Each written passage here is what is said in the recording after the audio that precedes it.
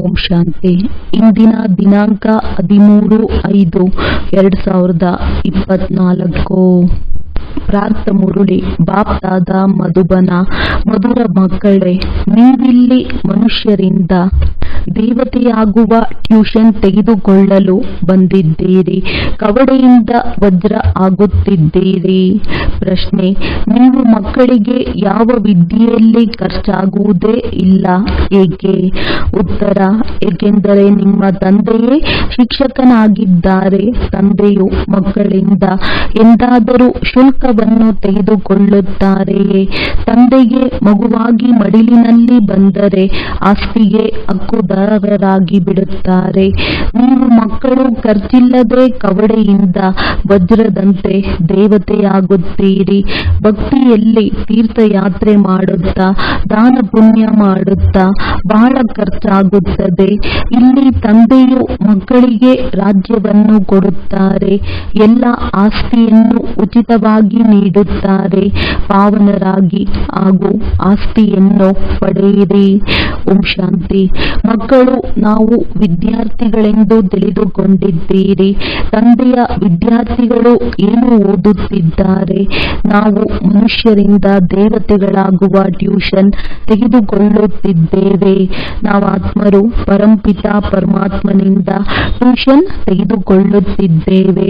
ಈಗ ನಾವು ಜನ್ಮ ಜನ್ಮಾಂತರದಿಂದ ಆತ್ಮವನ್ನು ಮರೆತು ದೇಹವೆಂದು ತಿಳಿಯುತ್ತಾ ಬಂದಿದ್ದೇವೆ. ಆ ಲೌಕಿಕ ತಂದೆಯಂತೂ ಟ್ಯೂಷನ್ಗಾಗಿ ಬೇರೆ ಸ್ಥಾನಕ್ಕೆ ಕಳುಹಿಸಿ ಕೊಡುತ್ತಾರೆ. ಸದ್ಗತಿಗಾಗಿ ಇನ್ನೊಂದು ಸ್ಥಾನಕ್ಕೆ ಕಳುಹಿಸಿ ಕೊಡುತ್ತಾರೆ. ತಂದೆಯು ವೃದ್ಧರಾದಾಗ ವಾನಪ್ರಸ್ಥದಲ್ಲಿ ಹೋಗಬೇಕೆಂದು ಮನಸ್ಸಾಗುತ್ತದೆ. ಆದರೆ ವಾನಪ್ರಸ್ಥದ ಅರ್ಥವನ್ನು ಯಾರೂ ತಿಳಿದುಕೊಂಡಿಲ್ಲ. ವಾಣಿಯಿಂದ ದೂರ ಹೋಗಲು ಹೇಗೆ ಸಾಧ್ಯ? ಇದು ಬುದ್ಧಿಯಲ್ಲಿ ಕುಳಿತುಕೊಳ್ಳುವುದಿಲ್ಲ.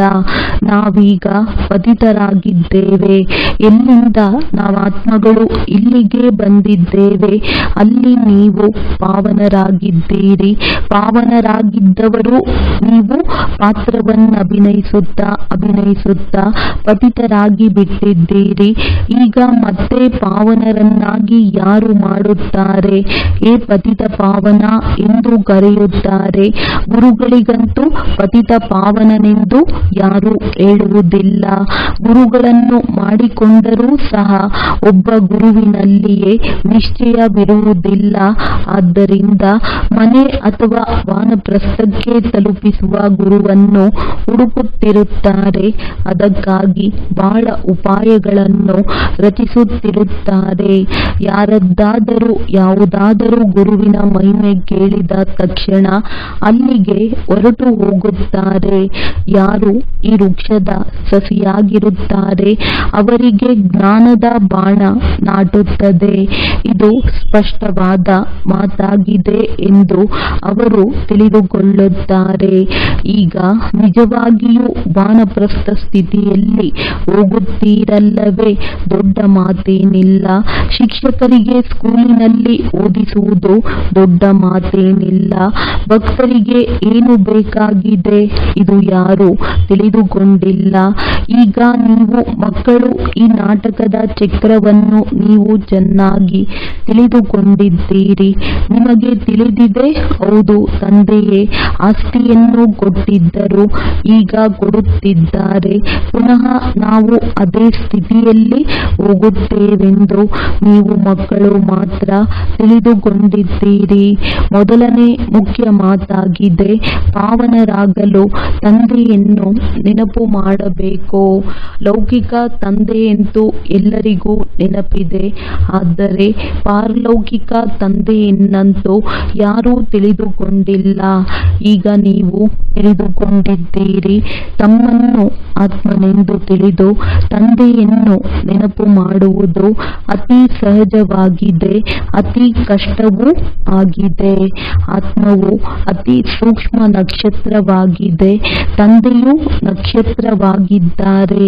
ತಂದೆಯು ಸಂಪೂರ್ಣ ಪವಿತ್ರ ಆತ್ಮ ಆಗಿದ್ದಾರೆ ಹಾಗೂ ಆತ್ಮರು ಸಂಪೂರ್ಣ ಅಪವಿತ್ರವಾಗಿದೆ. ಸಂಪೂರ್ಣ ಪವಿತ್ರ ಸಂಘ ಮೇಲೆತ್ತುತ್ತದೆ. ಅದು ಸಹ ಒಬ್ಬರಿಂದ ಮಾತ್ರ ಆ ಸಂಘ ಸಿಗುತ್ತದೆ. ಅಗತ್ಯವಾಗಿ ಸಂಘ ಬೇಕಾಗುತ್ತದೆ. ನಂತರ ಪಂಚವಿಕಾರಗಳೆಂಬ ರಾವಣನ ಕೆಟ್ಟ ಸಂಘವು ಸಿಗುತ್ತದೆ. ಅವರಿಗೆ ರಾವಣ ಸಂಪ್ರದಾಯದವರೆಂದು ಹೇಳಲಾಗುವುದು. ಈಗ ನೀವು ರಾಮನ ಸಂಪ್ರದಾಯದವರಾಗುತ್ತಿದ್ದೀರಿ. ನೀವು ರಾಮನ ಸಂಪ್ರದಾಯದವರಾದ ನಂತರ ರಾವಣನ ಸಂಪ್ರದಾಯವಿರುವುದಿಲ್ಲ. ಈ ಜ್ಞಾನ ಬುದ್ಧಿಯಲ್ಲಿದೆ. ರಾಮನೆಂದು ಭಗವಂತನಿಗೆ ಹೇಳಲಾಗುತ್ತದೆ. ಭಗವಂತನೇ ಬಂದು ರಾಮರಾಜ್ಯವನ್ನು ಸ್ಥಾಪನೆ ಮಾಡುತ್ತಾರೆ, ಅರ್ಥಾತ್ ಸೂರ್ಯವಂಶಿ ರಾಜ್ಯ ಸ್ಥಾಪನೆ ಮಾಡುತ್ತಾರೆ. ರಾಮರಾಜ್ಯವೆಂದು ಹೇಳಬಾರದು, ಆದರೆ ರಾಮರಾಜ್ಯ ಮತ್ತು ರಾವಣ ರಾಜ್ಯವೆಂದು ತಿಳಿಸಿಕೊಡುವಾಗ ಸಹಜವಾಗಿರುತ್ತದೆ. ವಾಸ್ತವದಲ್ಲಿ ಅದು ಸೂರ್ಯವಂಶಿ ರಾಜ್ಯವಾಗಿದೆ. ವಜ್ರದಂತಹ ಜೀವನವು ಹೇಗಾಗುತ್ತದೆ ಎಂಬ ಚಿಕ್ಕದೊಂದು ಪುಸ್ತಕವಿದೆ. ಈ ವಜ್ರದಂತ ಜೀವನ ಯಾರಿಗೆ ಹೇಳಲಾಗುತ್ತದೆ ಎಂದು ನಿಮ್ಮ ವಿನಃ ಮನುಷ್ಯರಿಗೇನು ಗೊತ್ತಿದೆ? ಆದ್ದರಿಂದ ವಜ್ರದಂತಹ ದೇವತಾ ಜೀವನವು ಹೇಗಾಗುತ್ತದೆ ಎಂದು ಬರೆಯಬೇಕು. ದೇವತಾ ಎಂಬ ಅಕ್ಷರ ಅದರೊಂದಿಗೆ ಸೇರ್ಪಡೆಯಾಗಿರಬೇಕು. ನೀವು ನಮ್ಮ ಜೀವನ ವಜ್ರದಂತೆ ಆಗುತ್ತಿದೆ ಎಂದು ಇಲ್ಲಿ ಅನುಭವ ಮಾಡುತ್ತೀರಿ. ಅದನ್ನು ತಂದೆಯ ವಿನಃ ಬೇರೆ ಯಾರೂ ಮಾಡಲು ಸಾಧ್ಯವಿಲ್ಲ. ಪುಸ್ತಕವೇನೋ ಬಹಳ ಚೆನ್ನಾಗಿದೆ. ಅದರಲ್ಲಿ ಕೇವಲ ಈ ಅಕ್ಷರವನ್ನು ಸೇರಿಸಿ ನೀವು ಆಸುರಿ ಕವಡೆಯಂತಹ ಜನ್ಮದಿಂದ ಒಂದು ಪೈಸೆಯೂ ಖರ್ಚಿಲ್ಲದೆ ದೇವತಾ ವಜ್ರದಂತ ಜನ್ಮವನ್ನು ಪ್ರಾಪ್ತಿ ಮಾಡಿಕೊಳ್ಳಬಹುದು. ಮಗು ತಂದೆಯ ಬಳಿ ಜನ್ಮ ಪಡೆದಾಗ ತಂದೆಯ ಆಸ್ತಿಗೆ ಅಧಿಕಾರಿಯಾಗುತ್ತದೆ. ಆಗ ಮಗುವಿಗೆ ಏನು ಖರ್ಚಾಗುತ್ತದೆ? ಮಡಿಲಿಗೆ ಬಂದಿತೆಂದರೆ ಆಸ್ತಿಗೆ ಅಧಿಕಾರಿಯಾಯಿತು. ಕೇವಲ ತಂದೆಯು ಖರ್ಚು ಮಾಡಬೇಕಾಗುತ್ತದೆ, ಆದರೆ ಮಗುವಲ್ಲ. ಈಗ ನೀವು ಏನನ್ನು ಖರ್ಚು ಮಾಡಿದ್ದೀರಿ? ತಂದೆಯ ಮಗುವಾಗಲು ಏನಾದರೂ ಖರ್ಚಾಗುತ್ತದೆಯೇನು? ಇಲ್ಲ. ಲೌಕಿಕ ತಂದೆಗೂ ಮಗುವಾಗುವುದರಲ್ಲಿಯೂ ಖರ್ಚಾಗುವುದಿಲ್ಲ. ಹಾಗೆಯೇ ಪಾರಲೌಕಿಕ ತಂದೆಗೆ ಮಗುವಾಗುವುದರಲ್ಲಿಯೂ ಏನೂ ಖರ್ಚಾಗುವುದಿಲ್ಲ. ಇಲ್ಲಂತೂ ತಂದೆಯೇ ಕುಳಿತು ಓದಿಸುತ್ತಾರೆ. ಓದಿಸಿ ನಿಮ್ಮನ್ನು ದೇವತೆಯನ್ನಾಗಿ ಮಾಡುತ್ತಾರೆ. ನೀವೇನು ಚಿಕ್ಕ ಮಕ್ಕಳಲ್ಲ, ದೊಡ್ಡವರಾಗಿದ್ದೀರಿ. ತಂದೆಗೆ ಮಗುವಾಗುವುದರಿಂದ ತಂದೆಯು ಸಲಹೆ ಕೊಡುತ್ತಾರೆ. ನೀವು ನಿಮ್ಮ ರಾಜಧಾನಿಯನ್ನು ಸ್ಥಾಪನೆ ಮಾಡಬೇಕು. ಅದಕ್ಕಾಗಿ ಅಗತ್ಯವಾಗಿ ಪವಿತ್ರರಾಗಬೇಕು. ಹೀಗೆ ಇಲ್ಲಿ ಸ್ವಲ್ಪವೂ ಖರ್ಚಾಗುವುದಿಲ್ಲ. ಗಂಗೆಯಲ್ಲಿ ಹೋಗಿ ತೀರ್ಥಯಾತ್ರೆಯಲ್ಲಿ ಸ್ನಾನ ಮಾಡಲು ಖರ್ಚಾಗುತ್ತದೆ ಎಲ್ಲವೇ? ಆದರೆ ನಿಮಗೆ ತಂದೆಯ ಬಗ್ಗೆ ನಿಶ್ಚಯವಾಗಲು ಖರ್ಚಾಯಿತೇನು? ನಿಮ್ಮ ಬಳಿ ಸೇವಾ ಕೇಂದ್ರಕ್ಕೆ ಬರುತ್ತಾರೆ. ನೀವು ಅವರಿಗೆ ಬೇಅದ್ದಿನ ತಂದೆಯನ್ನು ನೆನಪು ಮಾಡಿ ಆಸ್ತಿಯನ್ನು ಪಡೆಯಿರಿ ಎಂದು ಹೇಳುತ್ತೀರಿ. ತಂದೆಯು ಸ್ವಯಂ ಹೇಳುತ್ತಾರೆ, ನಿಮಗೆ ನನ್ನ ಆಸ್ತಿಯೂ ಬೇಕಾದರೆ ಪತಿತರಿಂದ ಪಾವನರಾಗಿ, ಆಗ ಪಾವನ ವಿಶ್ವಕ್ಕೆ ಮಾಲೀಕರಾಗುತ್ತೀರಿ. ತಂದೆಯು ವೈಕುಂಠದ ಸ್ಥಾಪನೆಯನ್ನು ಮಾಡುತ್ತಿದ್ದಾರೆಂದು ಸಹ ತಿಳಿದಿದ್ದೀರಿ. ಬುದ್ಧಿವಂತ ಮಕ್ಕಳು ಬಹಳ ಚೆನ್ನಾಗಿ ತಿಳಿದುಕೊಳ್ಳುತ್ತಾರೆ. ಆ ವಿದ್ಯೆಗೆ ಎಷ್ಟೊಂದು ಖರ್ಚಾಗುತ್ತದೆ, ಆದರೆ ಇಲ್ಲಿ ಸ್ವಲ್ಪವೂ ಖರ್ಚಾಗುವುದಿಲ್ಲ. ಆತ್ಮವು ಹೇಳುತ್ತದೆ, ನಾವು ಅವಿನಾಶಿಯಾಗಿದ್ದೇವೆ. ಈ ಶರೀರವು ವಿನಾಶವಾಗಿ ಬಿಡುತ್ತದೆ. ಮಕ್ಕಳು ಮರಿ ಎಲ್ಲರೂ ವಿನಾಶವಾಗಿ ಬಿಡುತ್ತಾರೆ. ಒಳ್ಳೆಯದು. ನಂತರ ಇಷ್ಟೊಂದು ಹಣವನ್ನು ಸೇರಿಸಿ ಏನು ಮಾಡುತ್ತೀರಿ? ಯೋಚನೆ ಇರುತ್ತದೆ ಎಲ್ಲವೇ? ಯಾರಾದರೂ ಶ್ರೀಮಂತರಾಗಿದ್ದು ಅವರಿಗೆ ಮಕ್ಕಳಿಲ್ಲದಿರುವಾಗ ಒಂದು ವೇಳೆ ಅವರಿಗೆ ಜ್ಞಾನ ಪ್ರಾಪ್ತಿಯಾದರೆ ಈ ಸ್ಥಿತಿಯಲ್ಲಿ ಹಣವನ್ನು ಏನು ಮಾಡಬೇಕೆಂದು ತಿಳಿಯುತ್ತಾರೆ. ವಿದ್ಯೆಯಂತೂ ಸಂಪಾದನೆಯಾಗಿದೆ. ತಂದೆ ತಿಳಿಸಿದ್ದಾರೆ, ಒಬ್ಬ ಅಬ್ರಹಾಂ ಲಿಂಕನ್ ಇದ್ದ. ಅವನು ಬಡವನಾಗಿದ್ದನು. ಅವನು ರಾತ್ರಿಯೆಲ್ಲ ಓದುತ್ತಿದ್ದನು. ಓದಿ ಓದಿ ಅಧ್ಯಕ್ಷನಾಗುವಷ್ಟು ಬುದ್ಧಿವಂತನಾಗಿ ಬಿಟ್ಟನು. ಅದಕ್ಕೆ ಖರ್ಚಾಯಿತೇನೋ ಏನೂ ಇಲ್ಲ. ಬಹಳಷ್ಟು ಬಡವರಿಗೆ ಓದಲು ಹಣ ತೆಗೆದುಕೊಳ್ಳುವುದಿಲ್ಲ. ಹೀಗೆ ಬಹಳ ಜನ ಶುಲ್ಕವಿಲ್ಲದೆ ಓದಿ ಅಧ್ಯಕ್ಷರಾಗಿದ್ದಾರೆ. ಎಷ್ಟೊಂದು ದೊಡ್ಡ ಪದವಿಯನ್ನು ಪಡೆದಿರುತ್ತಾರೆ. ಈ ಈಶ್ವರೀಯ ಸರ್ಕಾರವೂ ಸಹ ಯಾವುದೇ ಖರ್ಚನ್ನು ತೆಗೆದುಕೊಳ್ಳುವುದಿಲ್ಲ. ಇಡೀ ಪ್ರಪಂಚವೇ ಬಡತನದಲ್ಲಿದೆ ಎಂದು ತಿಳಿದುಕೊಂಡಿದೆ. ಒಂದು ವೇಳೆ ಎಷ್ಟೇ ಶ್ರೀಮಂತರಿರಬಹುದು, ಲಕ್ಷಾಧಿಪತಿಗಳಿರಬಹುದು, ಕೋಟ್ಯಾಧಿಪತಿಗಳಿರಬಹುದು, ಅವರೂ ಸಹ ಬಡವರಾಗಿದ್ದಾರೆ. ನಾವು ಅವರನ್ನು ಶ್ರೀಮಂತರನ್ನಾಗಿ ಮಾಡುತ್ತೇವೆ. ಬಲೆ ಅವರ ಬಳಿ ಎಷ್ಟೇ ಹಣವಿರಬಹುದು, ಇದು ಸ್ವಲ್ಪ ದಿನಕ್ಕಾಗಿ ಎಂದು ತಿಳಿದುಕೊಂಡಿದ್ದೀರಿ. ಇದೆಲ್ಲವೂ ಮಣ್ಣು ಪಾಲಾಗಿ ಬಿಡುತ್ತದೆ ಅಂದಾಗ ಎಲ್ಲರೂ ಬಡವರಲ್ಲವೇ? ಎಲ್ಲವೂ ವಿದ್ಯೆಯ ಮೇಲೆ ಆಧಾರಿತವಾಗಿದೆ. ತಂದೆಯು ಮಕ್ಕಳಿಂದ ವಿದ್ಯಾಭ್ಯಾಸಕ್ಕಾಗಿ ಏನು ತೆಗೆದುಕೊಳ್ಳುತ್ತಾರೆ? ತಂದೆಯಂತೂ ವಿಶ್ವದ ಮಾಲೀಕರಾಗಿದ್ದಾರೆ. ಮಕ್ಕಳೂ ಸಹ ನಾವು ಭವಿಷ್ಯದಲ್ಲಿ ಹೀಗಾಗುತ್ತೇವೆಂದು ತಿಳಿದುಕೊಂಡಿದ್ದಾರೆ. ನಾನು ಇದನ್ನು ಸ್ಥಾಪನೆ ಮಾಡುವುದಕ್ಕೆ ಬಂದಿದ್ದೇನೆ. ಬ್ಯಾಡ್ಜ್ನಲ್ಲಿಯೂ ಇದರ ತಿಳುವಳಿಕೆ ಇದೆ. ಹೊಸ ಹೊಸ ಸಂಶೋಧನೆಗಳು ನಡೆಯುತ್ತಿರುತ್ತವೆ. ಶಿವ ತಂದೆಯು ಹೇಳುತ್ತಾರೆ, ನನ್ನ ಆತ್ಮದಲ್ಲಿ ಎಲ್ಲವೂ ನಿಗದಿಯಾಗಿದೆ. ಯಾರು ವಿಕಾರಿ ಪತಿತರಾಗಿದ್ದಾರೆ ಅವರನ್ನು ತಂದೆಯು ಬಂದು ಪಾವನ ಮಾಡುತ್ತಾರೆ. 5,000 ವರ್ಷಗಳ ಹಿಂದೆ ತಂದೆಯಿಂದ ವಿಶ್ವದ ರಾಜ್ಯಭಾಗ್ಯವನ್ನು ಪಡೆದಿದ್ದೇವೆಂದು ನೀವು ತಿಳಿದುಕೊಂಡಿದ್ದೀರಿ. ಮುಖ್ಯ ಮಾತು, ನನ್ನೊಬ್ಬನನ್ನೇ ನೆನಪು ಮಾಡಿ. ಮಾಮೇಕಂ ಯಾದ್ ಕರೋ ಎಂದು ತಂದೆಯು ಸನ್ಮುಖದಲ್ಲಿ ತಿಳಿಸುತ್ತಾರೆ. ರಥ ಸಿಕ್ಕಿರುವುದರಿಂದ ತಂದೆಯು ಬಂದು ಬಿಟ್ಟರು. ಒಂದೇ ರಥವು ನಿಗದಿಯಾಗಿದೆ.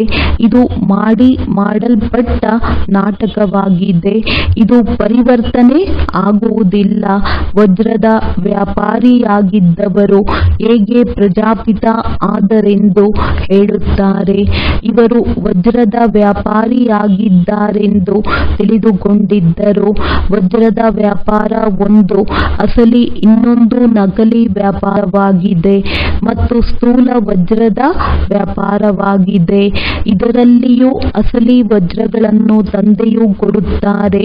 ಆದ್ದರಿಂದ ಆ ವಜ್ರಗಳು ಯಾವ ಕೆಲಸಕ್ಕೆ ಬರುತ್ತವೆ? ಇವು ಜ್ಞಾನ ರತ್ನಗಳಾಗಿವೆ. ಈ ವಜ್ರಗಳ ಮುಂದೆ ಆ ವಜ್ರಗಳಿಗೆ ಬೆಲೆಯೇ ಇಲ್ಲ. ಯಾವಾಗ ಈ ರತ್ನಗಳು ಅವರಿಗೆ ದೊರೆತವು ಆಗ ಆ ವಜ್ರಗಳ ವ್ಯಾಪಾರವು ಕೆಲಸಕ್ಕೆ ಬಾರದೆಂದು ತಿಳಿದು ತೊರೆದು ಬಿಟ್ಟರು. ಈ ಅವಿನಾಶಿ ಜ್ಞಾನ ರತ್ನಗಳು 1,00,000 ರೂಪಾಯಿಯದ್ದಾಗಿದೆ. ನಿಮಗೆ ಎಷ್ಟೊಂದು ರತ್ನಗಳು ಸಿಗುತ್ತವೆ. ಈ ಜ್ಞಾನ ರತ್ನಗಳೇ ಸತ್ಯವಾಗುತ್ತವೆ. ನಿಮಗೆ ಗೊತ್ತಿದೆ, ತಂದೆಯು ಈ ರತ್ನಗಳನ್ನು ಜೋಳಿಗೆ ತುಂಬಲು ಕೊಡುತ್ತಿದ್ದಾರೆ. ಇವು ಉಚಿತವಾಗಿ ಸಿಗುತ್ತಿವೆ. ಏನೂ ಖರ್ಚಾಗುತ್ತಿಲ್ಲ. ಅಲ್ಲಿ ಗೋಡೆ, ಚಾವಣಿ ಎಲ್ಲದರ ಮೇಲೆ ವಜ್ರ ವೈಡೂರ್ಯಗಳಿಂದ ಶೃಂಗರಿಸಿರುತ್ತಾರೆ. ಅವುಗಳ ಬೆಲೆ ಏನಿರುತ್ತದೆ? ನಂತರ ಹೆಚ್ಚುತ್ತದೆ. ಸತ್ಯಯುಗದಲ್ಲಿ ನಿಮಗಾಗಿ ವಜ್ರ ವೈಡೂರ್ಯಗಳ ಬಹಳ ಸುಲಭ ಎನಿಸುತ್ತದೆ. ಇದು ಮಕ್ಕಳಿಗೆ ನಿಶ್ಚಯವಿರಬೇಕಾಗಿದೆ. ತಂದೆ ತಿಳಿಸಿದ್ದಾರೆ, ಇವರು ರೂಪನೂ ಆಗಿದ್ದಾರೆ, ವಸಂತನೂ ಆಗಿದ್ದಾರೆ. ತಂದೆಯದು ಅತಿ ಸೂಕ್ಷ್ಮ ರೂಪವಾಗಿದೆ. ಅವರಿಗೆ ಜ್ಞಾನ ಸಾಗರನೆಂದು ಕರೆಯಲಾಗುವುದು. ಇವು ಜ್ಞಾನ ರತ್ನಗಳಾಗಿವೆ. ಇವುಗಳಿಂದ ನೀವು ಬಹಳ ಧನವಂತರಾಗುತ್ತೀರಿ. ಬಾಕಿ ಯಾವುದೇ ಅಮೃತ ಅಥವಾ ನೀರಿನ ಮಳೆಯಲ್ಲ. ವಿದ್ಯೆಯಲ್ಲಿ ಮಳೆಯ ಮಾತು ಬರುವುದಿಲ್ಲ. ಪಾವನರಾಗಲು ಖರ್ಚು ಸಹ ಆಗುವುದಿಲ್ಲ. ಈಗ ನಿಮಗೆ ತಿಳುವಳಿಕೆ ಬಂದಿದೆ. ಪತಿತ ಪಾವನನು ಒಬ್ಬರೇ ತಂದೆಯಾಗಿದ್ದಾರೆಂದು ನೀವು ತಿಳಿದಿದ್ದೀರಿ. ನಿಮ್ಮ ಯೋಗ ಬಲದಿಂದ ನೀವು ಪಾವನರಾಗುತ್ತಿದ್ದೀರಿ. ಪಾವನರಾಗಿ ಪಾವನ ಪ್ರಪಂಚದಲ್ಲಿ ಹೊರಟು ಹೋಗುತ್ತೇವೆಂದು ನೀವು ತಿಳಿದುಕೊಂಡಿದ್ದೀರಿ. ಈಗ ಯಾವುದು ಸರಿಯಾಗಿದೆ? ಈ ಎಲ್ಲ ಮಾತುಗಳಲ್ಲಿ ಬುದ್ಧಿಯು ವಿಚಾರ ಮಾಡುತ್ತಿರಬೇಕು. ನಾಟಕದಲ್ಲಿ ಈ ಭಕ್ತಿಯ ಪಾತ್ರವು ಖಂಡಿತ ನಡೆಯುತ್ತದೆ. ಈಗ ತಂದೆಯು ಹೇಳುತ್ತಾರೆ, ಈಗ ನೀವು ಪಾವನರಾಗಿ ಪಾವನ ಪ್ರಪಂಚದಲ್ಲಿ ಹೋಗಬೇಕು. ಈಗ ಯಾರು ಪಾವನರಾಗುತ್ತಾರೆ ಅವರು ಹೋಗುತ್ತಾರೆ. ಯಾರು ಇಲ್ಲಿಯ ಸಸಿಯಾಗಿರುತ್ತಾರೆ ಅವರೇ ಹೊರಟು ಬರುತ್ತಾರೆ. ಉಳಿದವರೆಲ್ಲರೂ ತಿಳಿದುಕೊಳ್ಳುವುದಿಲ್ಲ. ಅವರಂತೂ ಕೆಸರಿನಲ್ಲಿಯೇ ಸಿಕ್ಕಿ ಹಾಕಿಕೊಳ್ಳುತ್ತಾರೆ. ಯಾವಾಗ ಇದನ್ನೆಲ್ಲ ಕೇಳುತ್ತಾರೆ ಆಗ ಅಂತ್ಯದಲ್ಲಿ ಹೀಗೆ ಹೇಳುತ್ತಾರೆ, ಅಹೋ ಪ್ರಭು, ನಿಮ್ಮ ಲೀಲೆ ಹೇಗೆ ನೀವು ಹಳೆಯ ಪ್ರಪಂಚವನ್ನು ಹೊಸ ಪ್ರಪಂಚವನ್ನಾಗಿ ಮಾಡುತ್ತೀರಿ. ನಿಮ್ಮ ಈ ಜ್ಞಾನ ಸಮಾಚಾರ ಪತ್ರಿಕೆಗಳಲ್ಲಿಯೂ ಸಹ ಬಹಳಷ್ಟು ಬರುತ್ತಿರುತ್ತದೆ. ವಿಶೇಷವಾಗಿ ಈ ಚಿತ್ರವನ್ನು ಬಣ್ಣದಲ್ಲಿ ಮಾಡಿಸಿ ಸಮಾಚಾರ ಪತ್ರಿಕೆಯಲ್ಲಿ ಹಾಕಿಸಿ. ಹಾಗೂ ಶಿವ ತಂದೆಯು ಪ್ರಜಾಪಿತ ಬ್ರಹ್ಮನ ಮೂಲಕ ಓದಿಸಿ ಸ್ವರ್ಗದ ಮಾಲೀಕರನ್ನಾಗಿ ಲಕ್ಷ್ಮೀನಾರಾಯಣ ಮಾಡುತ್ತಾರೆಂದು ಬರೆಯಿರಿ. ಹೇಗೆ ಮಾಡುತ್ತಾರೆ? ನೆನಪಿನ ಯಾತ್ರೆಯಿಂದ ನೆನಪನ್ನು ಮಾಡುತ್ತಾ ನಿಮ್ಮ ಪಾಪವು ನಾಶವಾಗಿ ಬಿಡುತ್ತದೆ. ನೀವು ನಿಂತಲ್ಲಿಯೇ ಎಲ್ಲರಿಗೂ ಈ ಮಾರ್ಗವನ್ನು ತೋರಿಸಬಹುದು. ತಂದೆಯು ತಿಳಿಸುತ್ತಾರೆ, ನನ್ನೊಬ್ಬನನ್ನೇ ನೆನಪು ಮಾಡಿ ತಮ್ಮನ್ನು ಆತ್ಮನೆಂದು ತಿಳಿಯಿರಿ. ಪದೇ ಪದೇ ನೆನಪು ತರಿಸುತ್ತಾ ಅವರ ಚೆಹರೆಯನ್ನು ನೋಡಿ ಅವರಲ್ಲಿ ಏನಾದರೂ ಪರಿವರ್ತನೆಯಾಗುತ್ತದೆಯೇ? ನಯನಗಳು ನೀರಿನಿಂದ ತೇವವಾಗುತ್ತವೆಯೇ? ಆಗ ತಿಳಿದುಕೊಳ್ಳಿ ಇವರ ಬುದ್ಧಿಯಲ್ಲಿ ಕುಳಿತಿದೆ. ಮೊಟ್ಟ ಮೊದಲು ಈ ಒಂದು ಮಾತನ್ನೇ ತಿಳಿಸಿಕೊಡಬೇಕು. 5,000 ವರ್ಷಗಳ ಹಿಂದೆ ತಂದೆಯು ನನ್ನೊಬ್ಬನನ್ನೇ ನೆನಪು ಮಾಡಿ ಎಂದು ಹೇಳಿದ್ದರು. ಶಿವ ತಂದೆಯು ಈ ಸೃಷ್ಟಿಯಲ್ಲಿ ಬಂದಿರುವ ಕಾರಣ ಶಿವ ಜಯಂತಿಯನ್ನು ಆಚರಿಸುತ್ತಾರೆ. ಭಾರತವನ್ನು ಸ್ವರ್ಗವನ್ನಾಗಿ ಮಾಡಲು ಅವರು ಇದನ್ನೇ ತಿಳಿಸಿದರು. ನನ್ನೊಬ್ಬನನ್ನೇ ನೆನಪು ಮಾಡಿದಾಗ ನೀವು ಪಾವನರಾಗಿ ಬಿಡುತ್ತೀರಿ. ಚಿಕ್ಕ ಚಿಕ್ಕ ಮಕ್ಕಳು ಸಹ ಹೀಗೆ ಕುಳಿತು ತಿಳಿಸಬಹುದು. ಬೇಅದ್ದಿನ ತಂದೆಯು ಶಿವ ತಂದೆಯೇ ಹೀಗೆ ತಿಳಿಸುತ್ತಾರೆ. ಬಾಬಾ ಎಂಬ ಶಬ್ದವು ಬಹಳ ಮಧುರವಾಗಿದೆ. ತಂದೆ ಹಾಗೂ ಆಸ್ತಿ ಈ ನಿಶ್ಚಯದಲ್ಲಿ ಮಕ್ಕಳಿರಬೇಕು. ಇದು ಮನುಷ್ಯರಿಂದ ದೇವತೆಗಳಾಗುವ ವಿದ್ಯಾಲಯವಾಗಿದೆ. ದೇವತೆಗಳು ಪಾವನರಾಗಿರುತ್ತಾರೆ. ಈಗ ತಂದೆಯು ತಿಳಿಸುತ್ತಾರೆ, ತನ್ನನ್ನು ಆತ್ಮನೆಂದು ತಿಳಿದು ನನ್ನನ್ನು ನೆನಪು ಮಾಡಿ ಮನ್ಮನಾಭವ ಅಕ್ಷರವನ್ನು ಕೇಳಿರುತ್ತಾರೆ. ಕೇಳದೆ ಇರುವವರಿಗೆ ತಂದೆಯು ತಿಳಿಸುತ್ತಾರೆ, ನಾನೇ ಪತಿತ ಪಾವನನಾಗಿದ್ದೇನೆ. ನೀವು ನನ್ನನ್ನು ನೆನಪು ಮಾಡಿದಾಗ ನಿಮ್ಮ ಅಪವಿತ್ರತೆಯು ಸಮಾಪ್ತಿಯಾಗಿ ನೀವು ಸತೋಪ್ರಧಾನರಾಗಿ ಬಿಡುತ್ತೀರಿ. ಇದೇ ಶ್ರಮವಾಗಿದೆ. ಜ್ಞಾನವನ್ನು ಎಲ್ಲರೂ ಹೇಳುತ್ತಾರೆ, ಬಹಳ ಚೆನ್ನಾಗಿದೆ, ಫಸ್ಟ್ ಕ್ಲಾಸ್ ಜ್ಞಾನವಾಗಿದೆ. ಆದರೆ ಪ್ರಾಚೀನ ರಾಜಯೋಗದ ಮಾತನ್ನು ಯಾರೂ ತಿಳಿದುಕೊಂಡಿಲ್ಲ. ನೀವು ಪಾವನರಾಗುವ ಮಾತನ್ನು ತಿಳಿಸಿದರೂ ತಿಳಿದುಕೊಳ್ಳುವುದಿಲ್ಲ. ತಂದೆಯು ತಿಳಿಸುತ್ತಾರೆ, ಈಗ ನೀವೆಲ್ಲರೂ ತಮೋ ಪ್ರಧಾನ ಪತಿತರಾಗಿ ಬಿಟ್ಟಿದ್ದೀರಿ. ಈಗ ತಮ್ಮನ್ನು ಆತ್ಮನೆಂದು ತಿಳಿದು ನನ್ನನ್ನು ನೆನಪು ಮಾಡಿ. ಮೂಲತಃ ನೀವಾತ್ಮರು ನನ್ನ ಜೊತೆಯಲ್ಲಿದ್ದವರಲ್ಲವೇ? ನೀವು ನನ್ನನ್ನು ಕರೆಯುವುದು ಸಹ ಓ ಗಾಡ್ ಫಾದರ್ ಬನ್ನಿ ಎಂದು. ಈಗ ನಾನು ಬಂದಿದ್ದೇನೆ. ಈಗ ನೀವು ನನ್ನ ಮತದಂತೆ ನಡೆಯಿರಿ. ಇದಾಗಿದೆ ಪತಿತರಿಂದ ಪಾವನರಾಗುವ ಮತ. ನಾನು ಸರ್ವಶಕ್ತಿವಂತನಾಗಿದ್ದೇನೆ, ಸದಾ ಪಾವನನಾಗಿದ್ದೇನೆ. ಈಗ ನೀವು ನನ್ನನ್ನು ನೆನಪು ಮಾಡಿ. ಇದನ್ನು ಪ್ರಾಚೀನ ರಾಜಯೋಗವೆಂದು ಕರೆಯಲಾಗುವುದು. ನೀವು ವ್ಯವಹಾರದಲ್ಲಿ ಬಲೆ ಇರಿ, ಮಕ್ಕಳು ಮರಿ ಎಲ್ಲರನ್ನೂ ಸಂಭಾಲನೆ ಮಾಡಿ. ಕೇವಲ ಬುದ್ಧಿಯೋಗವನ್ನು ಮಾತ್ರ ನನ್ನ ಜೊತೆ ಜೋಡಿಸಿ. ಇದು ಎಲ್ಲದಕ್ಕಿಂತ ಮುಖ್ಯವಾದ ಮಾತಾಗಿದೆ. ಇದನ್ನು ತಿಳಿದುಕೊಳ್ಳದೇ ಇದ್ದರೆ ಬೇರೆ ಏನೂ ತಿಳಿದುಕೊಂಡಿಲ್ಲ ಎಂದರ್ಥ. ಜ್ಞಾನಕ್ಕಾಗಿ ಬಹಳ ಒಳ್ಳೆಯ ಜ್ಞಾನವನ್ನು ಕೊಡುತ್ತಿದ್ದೀರಿ. ಪವಿತ್ರತೆಯೂ ಚೆನ್ನಾಗಿದೆ. ಆದರೆ ನಾವು ಹೇಗೆ ಪವಿತ್ರರಾಗುವುದು? ಸದಾ ಕಾಲಕ್ಕಾಗಿ ಈ ಮಾತುಗಳನ್ನು ತಿಳಿದುಕೊಳ್ಳುವುದೇ ಇಲ್ಲ. ದೇವತೆಗಳು ಸದಾ ಪವಿತ್ರರಾಗಿದ್ದರಲ್ಲವೇ? ಹೇಗಾದರೂ ಈ ಮಾತುಗಳನ್ನು ಮೊಟ್ಟ ಮೊದಲು ತಿಳಿಸಬೇಕು. ತಂದೆಯು ತಿಳಿಸುತ್ತಾರೆ, ಮಕ್ಕಳೇ, ನೀವು ನನ್ನನ್ನು ನೆನಪು ಮಾಡಿ. ನೆನಪಿನಿಂದ ಪಾಪವು ಅಳಿಸಿ ಹೋಗುತ್ತದೆ ಮತ್ತು ದೇವತೆಯಾಗಿ ಬಿಡುತ್ತೀರಿ. ಒಳ್ಳೆಯದು. ಮಧುರಾತಿ ಮಧುರ ಅಗಲಿ ಹೋಗಿ ಮರಳಿ ಸಿಕ್ಕಿರುವ ಮಕ್ಕಳ ಪ್ರತಿ ಮಾತ್ಪಿತಾ ಬಾಪ್ದಾದರವರ ನೆನಪು, ಪ್ರೀತಿ ಹಾಗೂ ಸುಪ್ರಭಾತ. ಆತ್ಮಿಕ ಮಕ್ಕಳಿಗೆ ಆತ್ಮಿಕ ತಂದೆಯ ನಮಸ್ತೆ. ಧಾರಣೆಗಾಗಿ ಮುಖ್ಯ ಸಾರ. ಸ್ವಯಂ ಅನ್ನು ಬಡವರಿಂದ ಶ್ರೀಮಂತರನ್ನಾಗಿ ಮಾಡಿಕೊಳ್ಳಲು ತಂದೆಯಿಂದ ಅವಿನಾಶಿ ಜ್ಞಾನ ರತ್ನಗಳನ್ನು ತೆಗೆದುಕೊಳ್ಳಬೇಕು. ಈ ಒಂದೊಂದು ಜ್ಞಾನ ರತ್ನಗಳು ಲಕ್ಷಾಂತರ ರೂಪಾಯಿಗಳಾಗಿವೆ. ಇದರ ಬೆಲೆಯನ್ನರಿತು ವಿದ್ಯೆಯನ್ನು ಓದಬೇಕು. ಈ ವಿದ್ಯೆಯು ಸಂಪಾದನೆಯಾಗಿದೆ. ಇದರಿಂದಲೇ ಶ್ರೇಷ್ಠ ಪದವಿಯನ್ನು ಪಡೆಯಬೇಕು. ರಾಮನ ಸಂಪ್ರದಾಯದಲ್ಲಿ ಬರುವ ಸಲುವಾಗಿ ಸಂಪೂರ್ಣ ಪವಿತ್ರರಾಗಿರುವಂತಹ ಒಬ್ಬ ತಂದೆಯ ಸಂಘವನ್ನು ಮಾಡಬೇಕು. ಕೆಟ್ಟ ಸಂಘದಿಂದ ಸದಾ ದೂರವಿರಬೇಕು. ಎಲ್ಲ ಕಡೆಯಿಂದ ಬುದ್ಧಿಯೋಗವನ್ನು ತೆಗೆದು ಒಬ್ಬ ತಂದೆಯಲ್ಲಿ ತೊಡಗಿಸಬೇಕು. ವರದಾನ. ಶಕ್ತಿಶಾಲಿ ನೆನಪಿನ ಮೂಲಕ ಸೆಕೆಂಡ್ನಲ್ಲಿ ಪದಮಗಳ ಸಂಪಾದನೆ ಜಮಾ ಮಾಡಿಕೊಳ್ಳುವಂತಹ ಪದಮಾಪದಂ ಭಾಗ್ಯಶಾಲಿ ಭವ. ನಿಮ್ಮ ನೆನಪು ಇಷ್ಟು ಶಕ್ತಿಶಾಲಿ ಇರಲಿ. ಯಾವುದು ಒಂದು ಸೆಕೆಂಡ್ನ ನೆನಪಿನಿಂದ ಪದಮದಷ್ಟು ಸಂಪಾದನೆ ಜಮಾ ಆಗಿಬಿಡಬೇಕು.